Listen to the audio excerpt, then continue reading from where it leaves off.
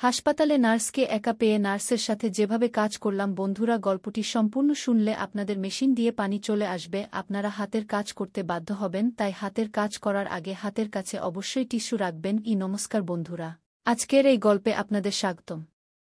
এই গল্পে আমি একটি ছেলের চরিত্রে আপনাদের সামনে হাজির হচ্ছি। আমার নাম নিহার। একদিন আমি ডাক্তারের ক্লিনিকে গিয়েছিলাম, তখন আমার মনে হয়েছিল সবকিছু স্বাভাবিকই হবে। শুধু একটি সাধারণ পরীক্ষা করাতে হবে, আর কিছুই না। কিন্তু যখন নার্স ঘরে এল, তখন সে কিছুক্ষণ ধরে আমাকে মনোযোগ দিয়ে দেখল। তার চোখে একটু অন্যরকম মায়া ছিল। আর যখনই সে আমার দিকে তাকাল, পরিবেশে কিছুটা পরিবর্তন অনুভব করলাম। আমি সেই ঠান্ডা, পরিষ্কার ঘরে বসেছিলাম যেখানে দেয়ালগুলো সাদা রঙের ছিল এবং সবকিছু থেকে ওষুধের হালকা গন্ধ আসছিল। এটা সেই ঘর যেখানে মানুষ সাধারণত তাদের পরীক্ষা করাতে আসে। আমিও শুধু আমার পরীক্ষা করাতে এসেছিলাম, যা আমি অনেক দিন ধরে পেছান দিয়ে আসছিলাম। কিন্তু সেই দিন কিছুটা অন্যরকম লাগছিল। সেই দিন যখন নার্স এল, একদম হাসিমুখে ভঙ্গিতে সে বলল যে ডাক্তার আসা পর্যন্ত আমাকে কিছুক্ষণ অপেক্ষা করতে হবে। আমি বললাম, ঠিক আছে। তখন আমি কিছুই আলাদা হওয়ার আশা করিনি। শুধু সেই পুরনো প্রশ্নগুলো, একটি ছোট্ট পরীক্ষা, এবং তারপর আমি আমার পথে। কিন্তু যখন সে কয়েক মিনিট পরে আবার ঘরে এল, তখন আমাদের মধ্যে আচরণে কিছুটা পরিবর্তন এসেছিল। সে যুবতী ছিল, প্রায় ২-৫ বছরের কাছাকাছি। তার তীক্ষ্ণ দৃষ্টি এবং মারাত্মক হাসি যা আগে বেশ স্বাভাবিক মনে হয়েছিল, কিন্তু এখন যখন সে এল, তখন সে তার হাতে কাগজের প্রেসক্রিপশন নিয়ে দেখছিল। তার দৃষ্টি আমার উপর আগের চেয়ে বেশি পড়ছিল, যা আমার শরীরে একটু শিহরণ সৃষ্টি করছিল। আমি বিশ্বাস করতে পারছিলাম না যে এটা সত্যি নাকি ভ্রম। যাই হোক, আমার খুব ভালো লাগছিল। তারপর সে আমাকে বলল, আমাদের কিছু পরীক্ষা করতে হবে, আপনি প্রস্তুত? আমি মাথা নাড়লাম। তারপর আমি চেষ্টা করলাম নিজেকে স্বাভাবিক দেখাতে, কিন্তু ঘরে যে অদ্ভুত উত্তেজনা ছিল, তা এখন অনুভব হচ্ছিল। সে আমার কাছে এল এবং বিছানার পাশে দাঁড়াল। আর যখন সে আমার নাড়ি পরীক্ষা করার জন্য হাত বাড়াল, তখন তার আঙ্গুলগুলো হালকাভাবে আমার বাহু স্পর্শ করল। সেই স্পর্শ একদম নির্দোষ ছিল, কিন্তু কিছুক্ষণের জন্য একটু বেশি সময় ধরে থাকল এবং তা আমার ভেতরে এক অদ্ভুত অনুভূতি সৃষ্টি করল। তখন আমি তার দিকে তাকালাম এবং তার চোখে একটু পরিবর্তন দেখলাম, যেন সেও ঠিক সেই অনুভূতি অনুভব করছিল যা আমি করছিলাম। তারপর কিছুক্ষণ পরে সে বলল, ভালো, এখন তোমার প্যান্ট খুলে ফেলো, আমাকে আরও কিছু চেক করতে হবে। তার কণ্ঠস্বর এখনও নিচু ছিল, কিন্তু তাতে কিছু আলাদা ছিল যা আমি বুঝতে পারছিলাম না। আমি এক মুহূর্তের জন্য থমকে গেলাম, কারণ আমি ভাবিনি যে পরীক্ষা এত ব্যক্তিগত হবে। কিন্তু আমি তার কথা মানলাম। ধীরে ধীরে বাটন খুললাম এবং জিপ নিচে করলাম। তারপর আমার হৃদয় দ্রুত স্পন্দিত হতে লাগল, পরীক্ষার কারণে নয়, বরং এই কারণে যে আমি যা অনুভব করছিলাম তা তার দৃষ্টির কারণে ছিল। আর এখনও তার দৃষ্টি আমার উপরই ছিল। আমি তার দেখার ভঙ্গিতে এমন কিছু অনুভব করলাম যা ঘরের পরিবেশকে ভারী করে তুলছিল এবং আমার হৃদস্পন্দন বেড়ে গেল, যা আমি আশা করিনি।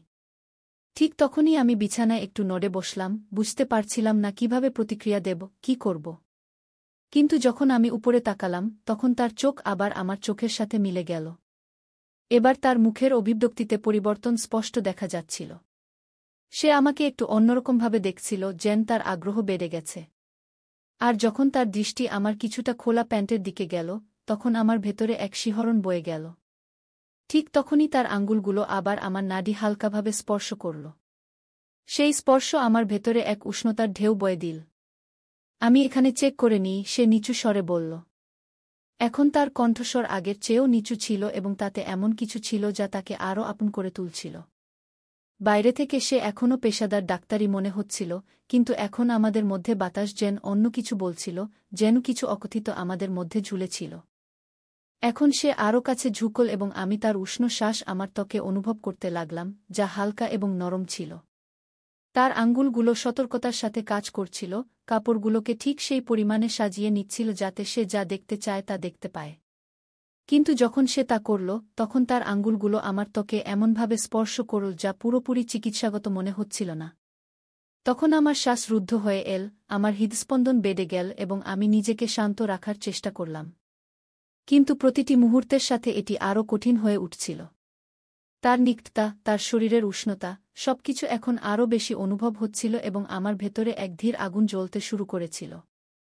তার চোখ আবার আমার চোখের সাথে মিলে গেল এবং কিছুক্ষণের জন্য আমরা দুজনেই কিছু বললাম না। সেই নীরবতায় এমন কিছু ছিল যা বাতাসকে আরও ভারী করে তুলছিল, যেন কোনো প্রশ্ন আমাদের মধ্যে ভাসছিল যা আমরা দুজনেই জিজ্ঞাসা করতে ভয় পাচ্ছিলাম। তখন সে ধীরে ধীরে বলল, তোমার শরীরে টান পড়েছে। সেই মুহূর্তে তার আঙ্গুলগুলো হালকাভাবে আমার উরু স্পর্শ করল, তার স্পর্শ নরম এবং আত্মবিশ্বাসে ভরা ছিল। কোনো কথা নেই, শুধু বিশ্রাম নাও। তার কথা যদিও সান্ত্বনাদায়ক ছিল, কিন্তু তার পিছনে এমন কিছু ছিল যা আমার হৃদস্পন্দন আরও বাড়িয়ে দিয়েছিল। আমি মাথা নাড়লাম, কিন্তু বিশ্রাম নেওয়াই এখন শেষ জিনিস ছিল যা আমি করতে পারতাম। কিন্তু তার স্পর্শ এবং তার দৃষ্টিভঙ্গির কারণে আমি আরও বেশি অস্থির হয়ে উঠলাম। ঠিক তখনই তার আঙুলগুলি আবার আমাকে স্পর্শ করতে শুরু করলে আমার ভিতর একটি উষ্ণতা ছড়িয়ে পড়ল, এবং আমি জানতাম যে সে এটি অনুভব করেছে, কারণ সেই মুহূর্তে তার শ্বাস কিছুটা দ্রুত হয়ে গিয়েছিল এবং তার দৃষ্টি আমার অর্ধখোলা ঠোঁটের উপর আটকে গিয়েছিল, যেন সে কিছু বলতে যাচ্ছিল। কিন্তু সে কিছু বলল না। তার হাত এখনও আমার উরুর উপর ছিল, এবং তার আঙুলগুলি আমার ত্বকে হালকা দাগ কাটতে শুরু করেছিল। আমি শুধু পরীক্ষা করছি, সে ফিসফিস করে বলল, যেন সে নিজের সাথে কথা বলছে বা আমার সাথে, তা স্পষ্ট ছিল না। তার হাত ধীরে ধীরে এগিয়ে চলছিল, কিন্তু সতর্কতার সাথে। কিন্তু এখন তার স্পর্শ সম্পূর্ণরূপে চিকিৎসাগত ছিল না। তার হাতের তালুর উষ্ণতা আমার ত্বকে অনুভূত হচ্ছিল, এবং তার আঙুলগুলি হালকাভাবে আমার আন্ডারওয়্যার এর কাপড়ের উপর দিয়ে স্লাইড করছিল। আমি আমার শ্বাস নিয়ন্ত্রণ করতে পারছিলাম না, এবং তখনই আমার একটি হালকা শ্বাস বেরিয়ে গেল। তারপর আমি অনুভব করলাম যে ঘরটি হঠাৎ করে খুব ছোট, খুব কাছাকাছি মনে হচ্ছে, যেন দেয়ালগুলি আমাদের চারপাশে সংকুচিত হচ্ছে। আমার শ্বাস হালকা হয়ে গিয়েছিল, এবং আমি অনুভব করতে পারছিলাম যে আমাদের মধ্যে উত্তেজনা প্রতি মুহূর্তে আরও ঘন হয়ে উঠছে। সে তার হাত সরায়নি, বরং এখন তার স্পর্শ আরও সাহসী হয়ে উঠেছিল। তার আঙুলগুলি আমার আন্ডারওয়্যার এর কোমরবন্ধনী সামঞ্জস্য করছিল, তার প্রতিটি মুভমেন্টে একটি ধীর এবং নির্দিষ্ট ভঙ্গি ছিল। আমি তার দিকে তাকিয়ে রইলাম, আমার দৃষ্টি তার থেকে সরাতে পারছিলাম না। এবং যখন তার দৃষ্টি আবার আমার চোখের সাথে মিলিত হল, তখন সেখানে কোনো সন্দেহ ছিল না। তার চোখে কামনা ছিল। এটি স্বাভাবিক নয়, সে ধীরে ধীরে বলল, যেন নিজেকে বোঝানোর চেষ্টা করছে। কিন্তু তার হাত থামেনি। তার স্পর্শ এখন আরও আত্মবিশ্বাসী হয়ে উঠেছিল, যেন সে আমার ত্বকের নিচের অংশগুলি ভালোভাবে জানার চেষ্টা করছে। না, আমি কষ্টে ফিসফিস করে বললাম, যা আমাদের মধ্যে বাড়তে থাকা উত্তেজনায় ভরা ছিল। কিছুক্ষণের জন্য আমরা উভয়েই নড়াচড়া করিনি। আমাদের মধ্যে বাতাস ঘন হয়ে উঠেছিল, যা ঘটছিল এবং যা ঘটতে যাচ্ছিল তার চেয়েও ভারী। তারপর, যেন কোনো শব্দ ছাড়াই একটি সিদ্ধান্ত নেওয়া হয়েছিল, সে আরও কাছাকাছি এগিয়ে এল এবং তার ঠোঁট আমার কাছাকাছি নিয়ে এল। এখন আমি তার উষ্ণ শ্বাস আমার ত্বকে অনুভব করতে পারছিলাম, এবং সেই মুহূর্তের অপেক্ষা এখন আর সহ্য হচ্ছিল না। তার হাত আবার নড়ল, এবার আরও দৃঢ়তার সাথে। তার আঙুলগুলি আমাকে এমনভাবে স্পর্শ করছিল যে আমার পুরো শরীর উত্তেজনায় ভরে গেল।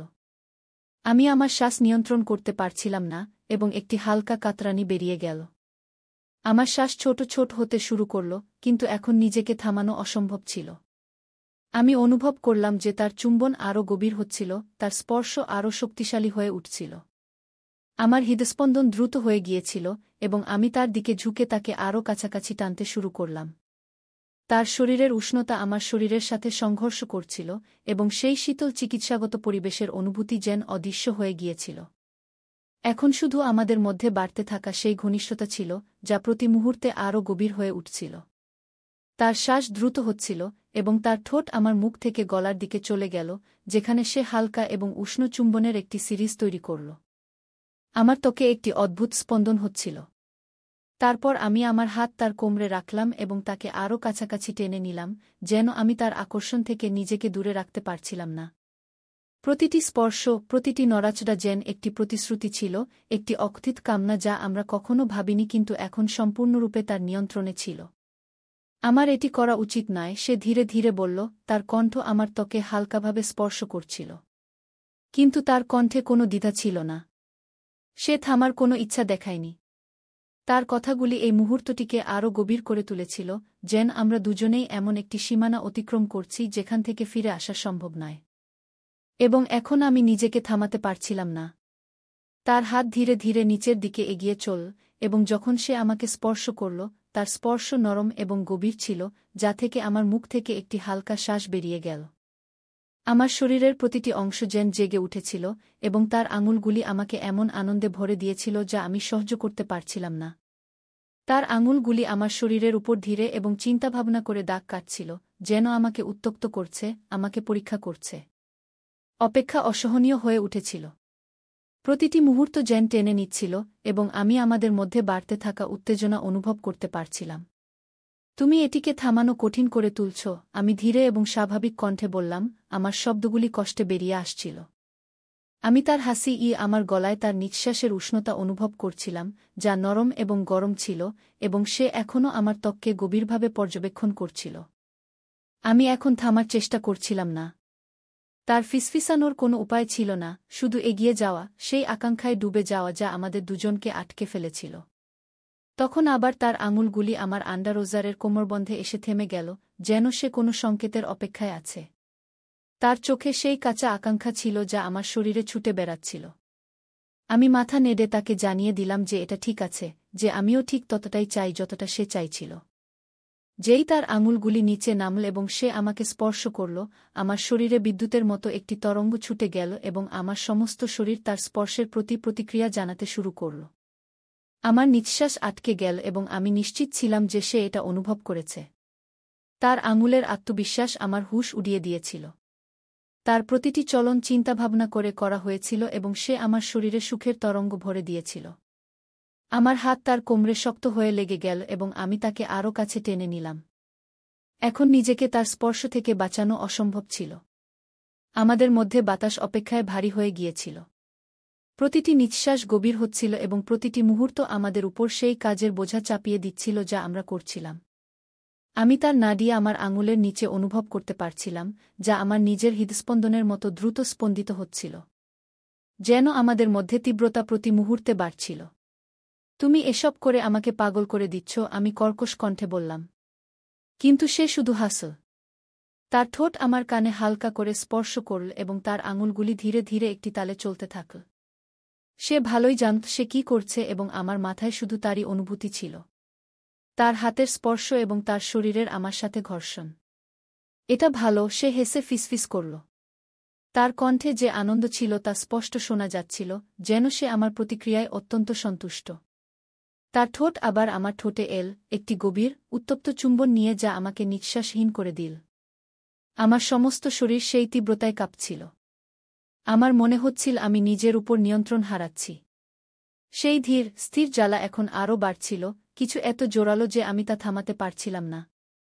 প্রতিটি স্পর্শ, প্রতিটি চুম্বন আমাকে কিনারার দিকে ঠেলে দিচ্ছিল এবং আমি অনুভব করছিলাম যে সেও এটা বুঝতে পেরেছে। তার আঙুলগুলি এখন আরও দ্রুত চলতে শুরু করল। তার শরীর আমার সাথে আরও শক্ত করে লেগে গেল এবং আমি জানতাম যে আমরা দুজনই এই মুহূর্তে একে অপরের মধ্যে হারিয়ে গেছি। তার আঙুলের তীব্রতা, তার ঠোঁটের আমার ত্বকে ঘুরে বেড়ানো, তার নিঃশ্বাসের নরম শব্দ, এসব কিছুই অনেক বেশি হচ্ছিল। আমার শরীর সম্পূর্ণভাবে তার স্পর্শের কাছে আত্মসমর্পণ করেছিল, সেই তীব্রতা এবং সেই অকথ্য ইচ্ছার কাছে যা আমাদের দুজনকে তার কবজায় নিয়ে গিয়েছিল। আমি অনুভব করতে পারছিলাম যে আমার ভেতরের টানের রশি এখন খুব শক্ত হয়ে গেছে, ভেঙে পড়ার জন্য প্রস্তুত, এবং আমি খুব কাছাকাছি ছিলাম। তখন সে আমার কানের কাছে এল। তার কণ্ঠ ফিসফিস করছিল, ছেড়ে দাও, আমি এটা অনুভব করতে চাই কি। তার এই শব্দই যথেষ্ট ছিল এবং একটি হালকা কাতরতার সাথে আমি নিজেকে সম্পূর্ণভাবে সেই মুহূর্তে হারিয়ে যেতে দিলাম। আমার ভেতরের সমস্ত টান এক ঝটকায় ভেঙে গেল এবং সুখের তরঙ্গ আমার উপর দিয়ে উথলে পড়ল। আমার সমস্ত শরীর কাঁপছিল, প্রতিটি পেশি শক্ত হয়ে গিয়েছিল এবং আমি সম্পূর্ণভাবে সেই তীব্রতাকে আমার উপর আধিপত্য বিস্তার করতে দিলাম। আমার নিঃশ্বাস দ্রুত এবং অনিয়মিত হয়ে গিয়েছিল, যেন সেই অনুভূতি আমাকে সম্পূর্ণভাবে ঘিরে ফেলেছে। সে আমাকে তার কাছাকাছি শক্ত করে ধরে রেখেছিল। তার আঙুলগুলি এখনও হালকা করে চলছিল, আমাকে ধীরে ধীরে এই সুখদ অনুভূতি থেকে বের করে আনছিল। তার ঠোঁট আমার গলা, গাল এবং ঠোঁটে নরম চুম্বন দিচ্ছিল। আমি তার গরম, স্থির নিঃশ্বাস অনুভব করতে পারছিলাম যখন সে ধীরে ধীরে আশ্বাসভরা শব্দ বলছিল। তার শরীর আমার সাথে শক্ত করে লেগেছিল, যেন আমরা দুজন একে অপরের মধ্যে মিশে গেছি। সেই মুহূর্তের পরে ঘরে একটি অদ্ভুত নিস্তব্ধতা ছিল। সেই টান এখন অদৃশ্য হয়ে গিয়েছিল এবং তার বদলে আমাদের মধ্যে একটি অকথিত কিন্তু গভীর বোঝাপড়া এসে গিয়েছিল। আমি টেবিলের দিকে পিছনে হেলিয়ে আমার নিঃশ্বাস নিয়ন্ত্রণ করার চেষ্টা করছিলাম যখন সে এখনও কাছে দাঁড়িয়েছিল। তার হাত আমার বুকের উপর হালকা করে ঠেকানো ছিল। তারপর তার চোখ আমার সাথে মিলিত হল এবং তখন সে লজ্জা পেল, যার পরে সে আমার বুককে শক্ত করে চেপে ধরল। বেশ কিছুক্ষণ আমরা দুজনেই কিছু বলিনি। আমাদের মধ্যে নিস্তব্ধতা এখন শান্তিতে ভরা ছিল, সেই গুরুভার অনুভূতিতে যা আমরা এইমাত্র একে অপরের সাথে ভাগ করেছি। আমার এটা করা উচিত ছিল না, সে ধীরে ধীরে বলল, তার কণ্ঠে হালকা দোলা ছিল। কিন্তু আমি মাথা নেড়ে তাকে চুপ করিয়ে দিলাম। তার মুখ হালকা করে স্পর্শ করতে গিয়ে আমার কোনো আফসোস ছিল না। হ্যাঁ, আমি ধীরে ধীরে বললাম, এবং এটি সত্য ছিল। পরিস্থিতি যাই হোক না কেন, যা কিছু ঘটেছিল তাতে আমার কোনো আফসোস ছিল না। সে আমাকে যে অনুভূতি দিয়েছিল তা এমন কিছু ছিল যা আমি কখনই ভুলতে পারব না। তখন তার চোখে নরমতা এলো এবং তার ঠোঁটে একটি হালকা হাসি ফুটে উঠল, যখন সে ধীরে ধীরে আমার ঠোঁটে শেষবারের মতো একটি নরম চুম্বন দিল। তারপর সে হালকা করে হাসল এবং আমরা দুজনেই কিছুক্ষণ একে অপরের দিকে তাকিয়ে রইলাম। ঘরে এখন একটি অদ্ভুত শান্তি ছিল, যেন সবকিছু নিজে নিজেই ঠিক হয়ে গেছে। সে ধীরে ধীরে আমার দিকে হাত বাড়াল এবং আমি তার হাত ধরে ফেললাম। এখন আর কিছু বলার প্রয়োজন ছিল না। এখন আমাদের কি করা উচিত, সে ধীরে ধীরে জিজ্ঞাসা করল, তার কণ্ঠে হালকা চিন্তা ছিল, কিন্তু তার মুখ এখনও শান্ত ছিল। আমি তার দিকে তাকালাম এবং হালকা করে হাসলাম। যাই হোক না কেন, আমরা একে অপরের পাশে থাকতে পারি, আমি বললাম। সে মাথা নাড়ল এবং হাসল, যেন আমার কথা তাকেও স্বস্তি দিয়েছে। তারপর আমরা একে অপরের হাত ধরে ঘর থেকে বেরিয়ে এলাম। যা কিছু ঘটেছিল তা এখন অতীত, কিন্তু যে অনুভূতি আমাদের মধ্যে তৈরি হয়েছিল তা এখনও গভীর এবং সত্য ছিল। এখন আমরা দুজন একসাথে ছিলাম, এবং এটাই ছিল সবচেয়ে বড় কথা। বাকি জিনিসগুলো সময়ের সাথে সাথে নিজে নিজেই ঠিক হয়ে যাবে। তো বন্ধুরা, এটা ছিল আমাদের আজকের ছোট্ট গল্প। আপনি এই গল্পটি কেমন লাগলো তা কমেন্ট করে অবশ্যই জানাবেন। যদি গল্পটি আপনার ভালো লেগে থাকে, তবে এটি লাইক করুন এবং আপনার বন্ধুদের সাথে শেয়ার করুন। আগামীতেও এমন রোমাঞ্চকর গল্পের জন্য আমাদের চ্যানেলটি সাবস্ক্রাইব করুন এবং বেল আইকন টিপতে ভুলবেন না, যাতে আপনি আমাদের কোনো গল্প মিস না করেন। ধন্যবাদ।